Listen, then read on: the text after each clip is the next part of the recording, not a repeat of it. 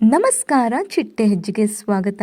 Kannada big boss season 11ರಲ್ಲಿ ತ್ರಿವಿಕ್ರಮ್ ರವರು ಎಷ್ಟು ಬಾರಿ ಕಿಚ್ಚನ ಚಪ್ಪಾಳೆ, ಎಷ್ಟು ಬಾರಿ ಜೈಲಿಗೆ ಹೋಗಿದ್ದಾರೆ ಹಾಗೂ ಎಷ್ಟು ಬಾರಿ ಉತ್ತಮ ಪಡೆದಿದ್ದಾರೆ, ಈ ಎಲ್ಲದರ ಬಗ್ಗೆ ಸಂಪೂರ್ಣವಾಗಿ ಈ ವಿಡಿಯೋದಲ್ಲಿ ತಿಳಿಯೋಣ. ಅದಕ್ಕೂ ಮುಂಚೆ ನಮ್ಮ ಚಿಟ್ಟೆ ಹೆಜ್ಜೆ ಚಾನೆಲ್ ನ ಸಬ್ಸ್ಕ್ರೈಬ್ ಮಾಡಿ, ಪಕ್ಕದಲ್ಲಿ ಕಾಣಿಸೋ ಬೆಲ್ ಐಕನ್ ಕೂಡ ಕ್ಲಿಕ್ ಮಾಡ್ಕೊಳ್ಳಿ. ತ್ರಿವಿಕ್ರಮ್ ರವರು ಒಟ್ಟು 17 ವಾರಗಳ ಕಾಲ ಬಿಗ್ ಬಾಸ್ ಮನೆಯಲ್ಲಿ ಉಳಿದುಕೊಂಡಿದ್ದಾರೆ. ಅದರಲ್ಲಿ ಒಟ್ಟು 9 ವಾರ ಇವರು ಮನೆಯಿಂದ ಹೊರಹೋಗಲು ನಾಮಿನೇಟ್ ಆಗಿದ್ದರು. ತ್ರಿವಿಕ್ರಮ್ ರವರು 5 ಬಾರಿ ಕ್ಯಾಪ್ಟನ್ಸಿ ಟಾಸ್ಕ್ ಗೆ ಸೆಲೆಕ್ಟ್ ಆಗಿ 2 ಬಾರಿ ಕ್ಯಾಪ್ಟನ್ ಆಗಿ ಆಯ್ಕೆ ಆಗಿದ್ದರು.